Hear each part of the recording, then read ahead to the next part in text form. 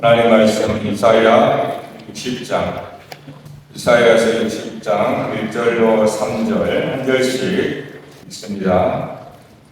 일어나라 빛을 발하라 이는 내 빛이 이르렀고 여호와의 영광이 내 입에 임하였습니다.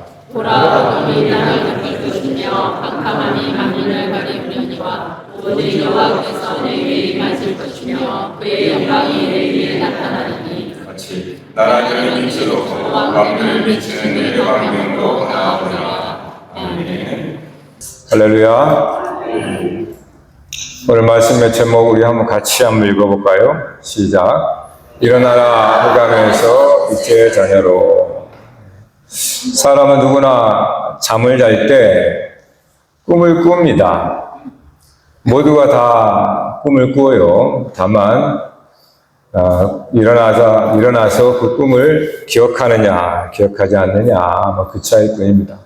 그러니까 모든 사람은 잠을 자더라도 꿈을 꾸는데, 근데 꿈에서 겪는 그것은 현실에도 겪는 것과 동일합니다. 똑같이 아프고 똑같이 느껴지고 똑같이 막 힘들어하고 막 뛰면 또 같이 막 뛰는 것처럼 힘들어요. 그러니까 꿈이라고 하는 것이 우리가 꿈이라고 말하지만 사실은 현실과 똑같습니다. 우리가 느끼는 그러한 고통이나 아픔들.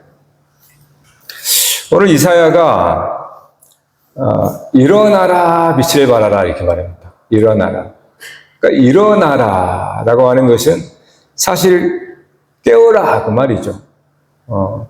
다시 말하면 이스라엘 백성들에게 그 얘기를 하는 이유는 이스라엘이 마치 잠을 자고 있는 것과 같이 저들이 꿈꾸고 있는 것처럼 있다는 말이에요. 그러니까 이사야가 빛이 임했으니 빨리 일어나라, 깨어라 라는 겁니다. 마치 여러분 악몽을 꾸고 있단 말이에요. 이스라엘이 지금 악몽을 꾸고 있는 겁니다. 나라가 망하고 동포들은 다 포로로 잡혀가고 죽음이 시체들이 널려있는 그때 얼마나 그 속에서 고통스러워할까요? 그래서 빛이 임했으니까 깨어라. 그런 얘기입니다. 빨리 꿈에서 깨어나라 그 말이죠. 그런데 우리가 꿈이라고 하는 것은 사실은 스스로 깨기가 어렵습니다. 왜 그러냐면 물론 우리가 깨기도 하지만 습관에 따라서 그 꿈이라고 하는 그 말 자체가 벌써 꿈을 깼을 때 꿈이다 이렇게 말하는 거지, 꿈 속에 있었을 때는 그게 꿈이라고 생각지 않습니다. 생시라고 생각하는 거예요. 현실과 생시가 똑같기 때문에 누가 외부적으로 흔들거나 뭔가 알람을 통해서 뭔가 습관이 되어서 깨어나는 거 아니면 깨어날 수가 없어요. 왜냐하면 그게 현실이니까요. 생시라고 생각하는데 어떻게 스스로 깨어나겠습니까? 그래서 이스라엘 백성을 향하여서도 너 스스로 깨어나 그렇게 말하지 않아요. 빛이 이르렀다. 빛이 비쳤다는 거예요. 빛이 비치니까 당연히 일어나야 되는 겁니다. 이 당시에 무슨 전등이 어디 있겠어요? 아침에 해가 딱 비치면 그러면 눈을 뜨는 거죠. 빛이 비치면 눈을 뜨는 겁니다. 그러니까 빛이 비치지 않으면 한없이 자는 거예요. 네. 그런 이야기입니다. 빛이 비치기 전까지는 모두는 사실은 꿈인데 현실처럼 살아간다는 말이에요. 빛이 비치기 전까지는. 꿈을 딱 깨보면, 아니, 꿈에서 딱 깨면, 아, 꿈이었구나. 그래서 현실과 꿈을 구별을 합니다. 그러니까 빛이 비치기 전까지는 이게 꿈인지 생신인지 몰라요. 왜냐하면 꿈에서도 우리가 느끼는 고통은 똑같습니다. 막 마음이 예리고 막 진짜 아파요. 그 때문에 깨어나지 않고서는 이게 꿈이라고 구별을 못해요. 그러니까 중요한 건 뭡니까? 그걸 현실이라고 찰떡같이 믿고 있기 때문에 스스로는 깨어날 수가 없다 이 말이에요. 외부에 빛이 임한다는 뜻. 외부에서 빛이 비칠 때, 누군가 흔들어 깨울 때, 누군가 내 이름을 부를 때, 뭔가 그럴 때 우리는 일어나서 아, 꿈이었구나 라고 하면서 현실과 꿈을 구별을 하는 겁니다. 이와 같은 비유적인 표현인데 이거는 하나님께서 사람을 어떻게 구원하는가, 그리고 사람이 어떤 상태에 있고 어떻게 사람이 구원을 받는가라는 그것을 작은 이미지를 가지고 얘기해 주는 거예요. 사람의 상태가 무엇인가? 창세기에서 그것을 하나의 시적 표현으로 얘기를 하고 있는데요. 하나님께서 천지를 지으시잖아요. 천지를 지으신 다음에 그 다음에 2절에 땅이 흑암의 깊은 가운데 있다 이렇게 말해요. 흑암의 깊음이라고 되어 있어요. 그러니까 깊은 흑암이라는 뜻이에요. 이게 땅의 상태잖아요. 즉 이게 사람의 원초적인 상태를 말합니다. 사람의 원초적인 상태는 흑암과 같아요. 일종의 무지의 상태입니다. 무지의 상태란 이유는 빛이 들어오지 않는 상태를 말해요. 빛이 임하기 전까지는 흑암 자체입니다. 그러니까 흑암 자체를 문제의식을 갖지 않습니다. 흑암만 보기 때문에 흑암이 전부로 이기는 거예요. 그래서 흑암이 전부기 때문에 그 흑암 속에 사는 사람은 전혀 문제의식이 없습니다. 언제 문제의식을 갖게 되느냐? 빛이 임하면 그때 비로소 문제의식이 생기는 거예요. 이게 뭐지? 그러니까 땅이 깊다. 사람의 원초적 본성이 마치 흑암과 같아요. 그런 다음에 하나님께서 빛이 있으라 이렇게 말해요. 빛이 있으니까 빛이 흑암 가운데 비춘 거잖아요. 그때 흑암이 비로소 이름을 갖게 됩니다. 그 이름이 뭐냐면 어둠이라는 이름을 갖게 돼요. 어둠과 빛이 갈라지는 거예요. 그러니까 빛이 딱 들어오면 흑암이 자기는 빛이라는 걸 깨닫게 됩니다. 아니, 어둠이라는 걸 깨닫겠대요. 이 빛 때문에. 빛이 비치지 않으면 흑암 자체는 감각이 없습니다. 그냥 그렇게 사는 거예요. 근데 빛이 딱 비치자 흑암은 어둠이라는 이름을 갖게 돼요. 그러면서 빛을 구별하게 됩니다. 따라서 그 빛을 본 사람은 자기가 어둠이라는 것을 깨닫기 때문에 몸을 돌려서 빛을 향하여 걸어가는 거예요. 네. 그러니까 빛이 비치면 그렇게 되는 겁니다. 그게 하나님의 창조에서 보여준 구원이에요. 그러니까 엄밀히만 하면 인간의 사람의 원초적인 상태는 흑암입니다. 감각이 없어요. 빛이 없기 때문에. 감각이 없는 마치 바닷속 깊은 희면처럼 그런 상태가 인간의 원초적인 상태란 말이에요. 그래서 구원이라고 하는 것은 하나님의 일입니다. 빛이 있으라라는 것에서 흑암에 있던 우리가 어둠을 자각하게 되고 빛을 향하여 나가게 되는 거죠. 그래서 구원은 철저하게 하나님의 시작입니다. 하나님으로부터 되는 거예요. 우리 스스로 되는 게 아닙니다.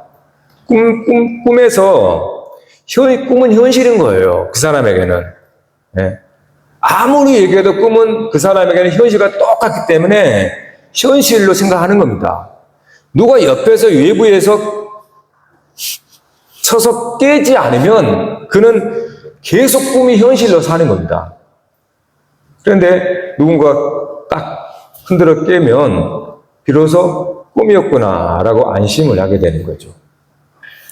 사람에게 하나님의 빛이 임하지 않으면, 빛이라고 하는 것이 임하지 않으면 사람은 흑암과 같아요. 그걸 문제의식을 전혀 느끼지 못합니다. 왜요? 빛을 모르니까.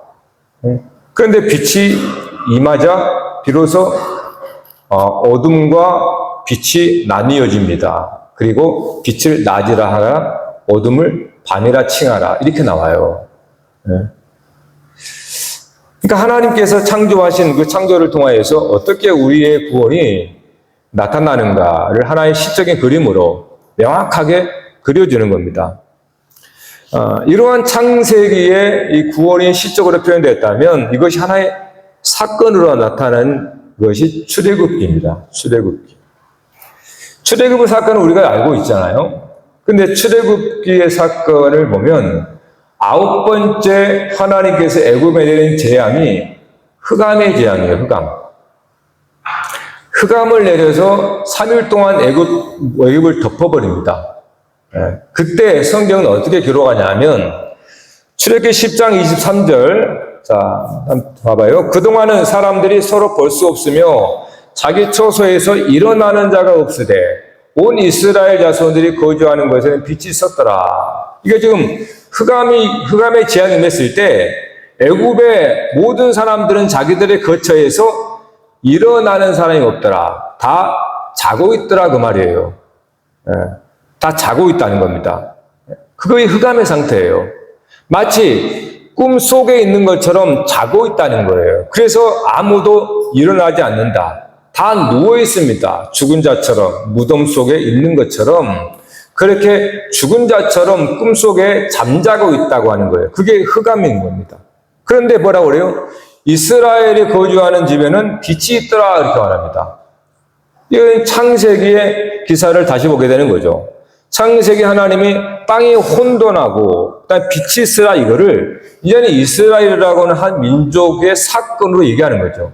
그래서 애굽의 흑암이 덮고 이스라엘은 빛을 있게 만듭니다. 빛이 있으니까 어때요? 이스라엘은 일어나는 겁니다.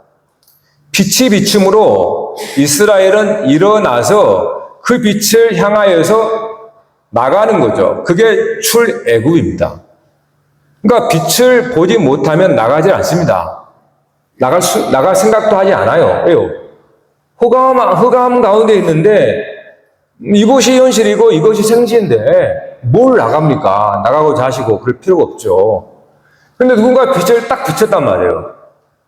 빛을 본 자는 본능적으로 그 빛을 향하게 되면서 따라가게 되는 겁니다. 이거를 출애굽 사건이라고 얘기하는 거예요. 그러니까 하나님의 말씀이 모세에게 임하고 모세를 통하여서 이스라엘 백성들에게 빛이 있은 거죠. 그게 말씀의 빛이란 말이에요. 그러니까 그 빛을 믿고 그 빛을 보았으니까 이스라엘 백성들은 일어나서 그 빛을 보고 나가라. 그것이 구원입니다. 애굽에서 나가는 거란 말이에요. 여러분, 이 세상은 어둠이라고 말하죠. 교회는 세상에서 나온 자들이라고 말합니다. 신약에서는. 그러니까 창세기의 기사에서 우리는 이 구원의 시초를 본다면 이스라엘 출애굽 속에서 하나의 사건이 나타나요. 그리고 이제는 어떻게 나타납니까? 그것이 이스라엘 백성들에게 나타납니다. 그것이 이사야의 말씀이에요. 이사야의 말씀. 이사야가 일어나라 그러는 거예요. 빛이 이르렀으니까. 오늘 우리가 읽은 본문들. 빛이 이르렀으니까 일어나라. 빛이 임하면 사람에게 뭔가 지각을 갖게 됩니다. 어둠과 빛을 구별을 하게 돼요. 그러면서 내가 어둠이구나. 그래서 어둠에서 빛으로 나가야겠다고 하는 그러한 깨닫는 것이 생기고 내 발을 움직이게 됩니다. 빛이 비치지 않으면 결코 나갈 생각을 하지 않게 되죠. 이곳이 좋은데 어디를 나가겠습니까? 그러나 빛이 임하자 바로 그때 빛과 나 상대 속에 나는 어둠이구나. 그래서 어둠을 내가 인정하고 빛을 향하여서 나가는 거죠. 그것을 이스라엘 역사 전체를 통하여서 이제는 말씀하는 겁니다. 이스라엘이 결국은 멸망하잖아요. 마치 완전히 나라도 빼앗고 그냥 동포들도 다 그냥 포로로 잡혀가고 그냥 그런 완전히 그런 상태예요. 이게 얼마나 진짜 엄청난 고통입니까? 그런데 빛이 이르렀으니 일어나라. 꿈이다 이런 말이에요. 꿈 깨고 싶잖아요, 여러분. 그 악몽을 꿀 때는 꿈을 깨고 싶잖아요. 그러니까 지금 이스라엘의 상태가 마치 그와 같은 거예요. 엄청난 악몽 가운데 고통 속에 사는 거예요. 성전이 무너지고 나라는 빼앗기고 모든 왕과 귀족들은 다 붙잡혀가고 사는 게 아닌 그러한 속에 그래서 이사야가 외치는 겁니다. 빛이 이르렀으니까 일어나라 이제. 그 악몽에서 일어나라 라고 말하는 거예요. 그러니까 그 이사야의 예언은 2000년 전 700년 후에 예수님을 통해서 성취가 됩니다. 그래서 예수님의 오심을 가지고 갔다가 마태는 이렇게 말해요. 마태복음 4장 16, 17절에 보면 흑암에 앉은 백성이 큰 빛을 보았고 사망의 땅과 그늘에 앉은 자들이 알게 빛이 비쳤도다 하였느니라. 이것이 지금 예수님이 오시는 그 일을 마태는 이사야의 이 말씀을 인용해서 예수의 오심은 빛이 임한 것이다 이렇게 말하는 거예요. 그러니까 흑암에 앉은 백성 지금 상황이 마치 어둠 가운데 있는 것 같은 거예요. 깜깜한 어디로 갈지도 모르고 앞이 꽉 막히고 하루와 한 치 앞도 모르는 그러한 절박한 인생, 절박한 민족의 운명 속에 흑암 속에 있는 그러니까 사망의 땅과 그늘에 앉은 그들에게 빛이 이르렀다. 그래서 그때부터 비로소 전파하여 이르시되 회개하라. 천국이 가까이 왔다. 이게 예수님의 복음의 한 줄기입니다. 그러니까 예수님이 오시는 것은 시각적으로 보면은 흑암 가운데 빛이 임한 거예요. 여러분, 우리는 흑암 자체예요. 무지한 겁니다. 우리는 빛이 오기 전까지는 우리가 어둠이라는 것을 도무지 깨닫지를 못해요. 예수님께서 생명의 빛으로 이 땅에 오셔서 그 빛을 우리가 보았기 때문에 내가 이 어둠의 자리에 있으면 안 되지 하고 빛을 향하여서 번성적으로 뛰쳐나가는 겁니다. 그러니까 예수 그리스도의 빛이 보면 그러는 겁니다. 그런데 성경은 뭐라고 그럽니까?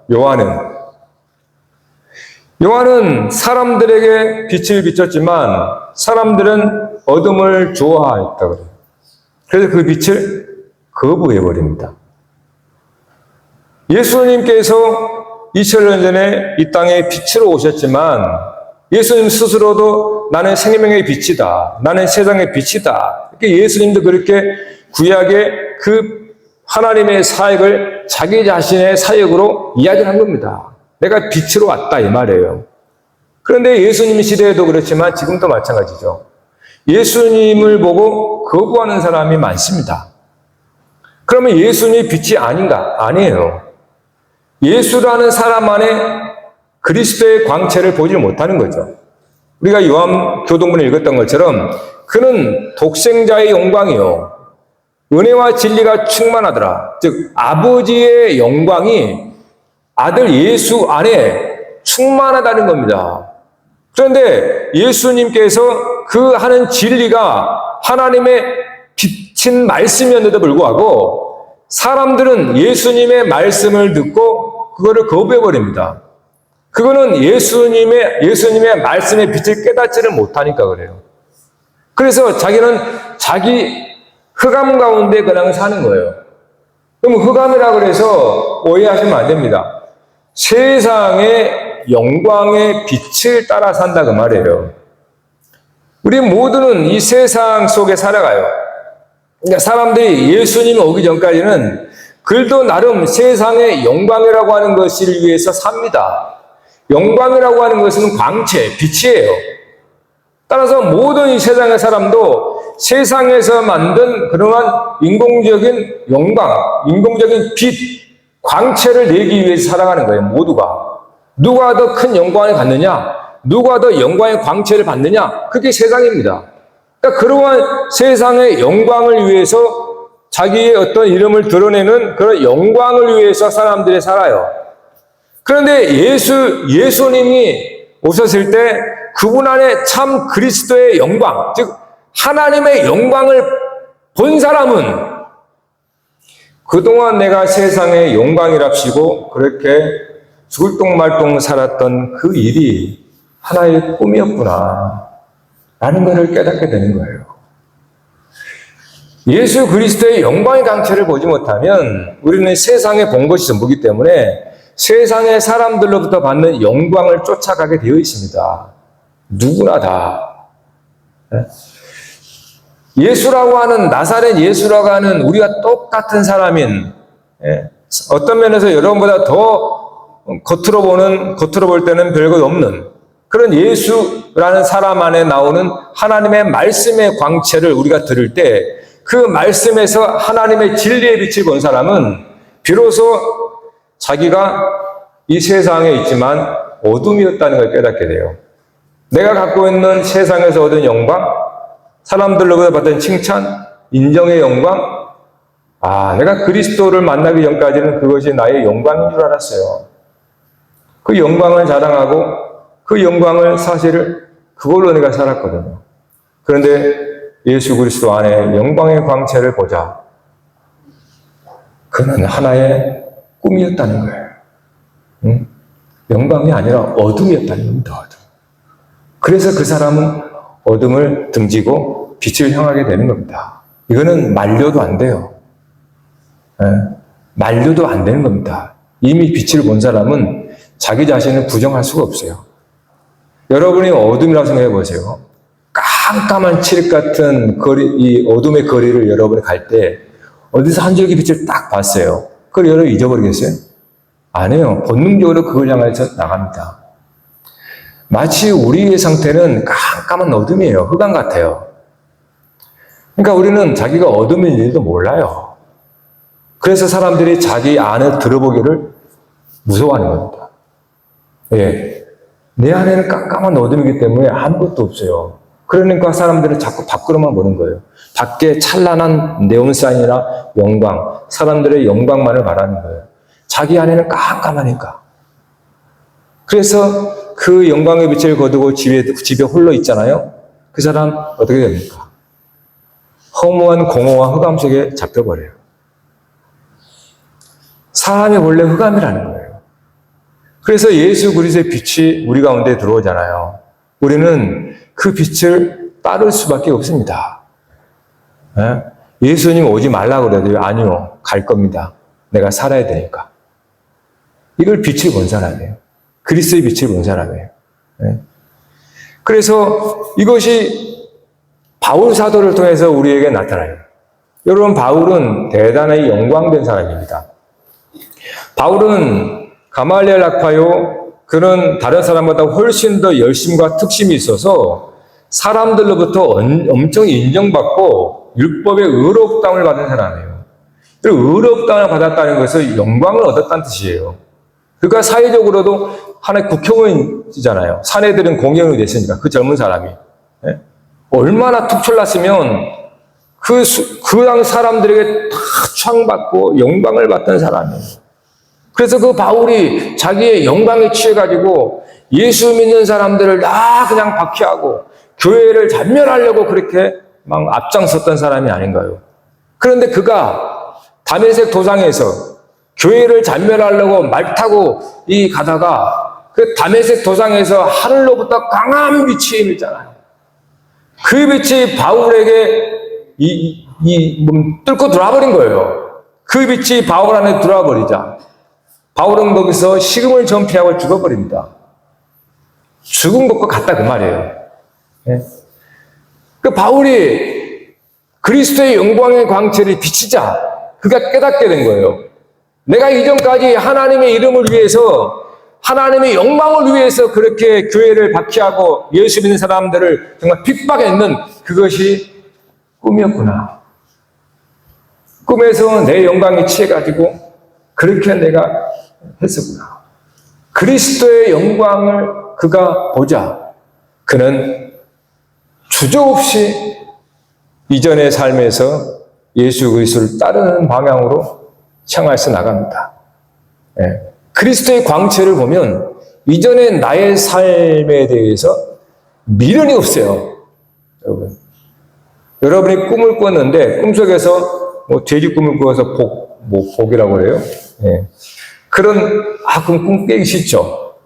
그러나 빛을 본 사람은 내가 이 꿈이라는 이 현실에서 엄청난 영광과 사람들로부터 인정을 받았다 해도 그리스도의 참 빛을 본 사람은 아무런 미련이 없습니다.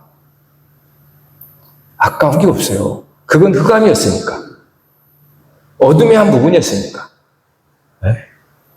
여러분이 세상에 살면서 고난과 시련이 있어요. 네? 근데 그 원망하고 불평하고 그러한 살았어요.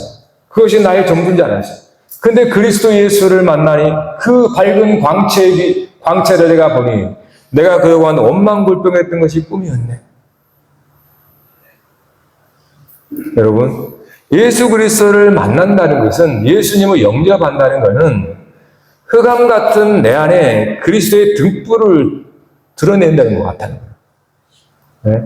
빛이 없는 흑암 속에 살아간 무덤 속에 사는 것처럼 사망의 그늘에 앉아있는 우리에게 빛이 난 거예요. 여러분, 그러면 어찌 우리가 어둠 속에 거하겠습니까? 우리는 빛 가운데 사는 겁니다. 그래서 바울이 에베소 5장 8절에 너희가 전에는 어둠이더니 이제는 주 안에서 빛이라 빛의 자녀들처럼 행하라. 이것이 여러분 복음입니다. 우리는 빛의 자녀입니다. 우리는 빛입니다. 할렐루야. 예수님이 너희는 세상의 빛이다 그랬습니다. 세상의 빛이다. 이것이 복음이에요. 우리는 주님의 빛에서 딱 곁눈질하면 어둠이 바로 우리를 삼킵니다. 그러니까 우리는 어둠이라는 거예요. 근데 우리가 그리스도 밝은 빛을 보면 빛입니다. 근데 우리가 넘어지고 쓰러지고 때로는 세상의 유혹에 빠져서 살짝 빛에서 곁눈질하면 우리는 금세 세상의 어둠에 싹 그늘에 갇혀버려요. 이기는 방법은 뭐냐? 이기는 방법은 다시 그리스도의 빛을 바라보는 겁니다. 예? 거기서 싸우려고 하지 말고 빛을 바라보세요. 그러면 어둠은 지나가게 되어 있습니다. 여러분, 어둠이 있는 힘이 있는 게 아닙니다. 어둠이 힘이 있는 게 아니고 빛이 힘이 있는 거예요. 스위치를 탁 키면 어둠은 군말 없이 나가는 거예요. 예? 어둠과 싸우려고 하지를 말하는 겁니다. 그냥 빛 가운데 걸어라는 거예요. 그것이 성도의 삶이에요. 예? 우리가 빛 가운데 걷는 거, 그것이 복음이고 여러분의 세상에 빛처럼 사는 겁니다. 우리가 넘어지고 그렇다고 우리가 완전 무결하다는 뜻이 아닙니다. 우리는 넘어지고 쓰러집니다. 우리의 연약함들이 있습니다. 그렇다고 해서 어둠 가운데 있는 것이 우리의 마땅한 자리라고 생각하지 말라는 겁니다. 그건 속고 있어요. 여러분이 하나님의 자녀요, 빛의 자녀라면 우리 빛의 자녀답게 살아야 되는 겁니다. 때로는 우리의 그러한 실수와 어려움과 무너진 것을 부정할 필요가 있습니다. 그거를 부정하고 우리가 우리의 세상의 빛이라고 하는, 주 안의 빛이라고 하는 그 복음을 가지고 살아가야 되는 거예요. 그게 바로 성도의 삶입니다. 오늘 우리가 학습세를 하는데 이 또한 마찬가지입니다. 하나님의 성령의 광채가 우리 가운데에 또 해당하는 그 사람들에게 빛이 이르기를 바라는 그런 마음 우리가 대하는 겁니다. 그래서 이어지는 학습자리 가운데에서도 저와 여러분이 같은 마음을 가지고 동참했으면 좋겠습니다.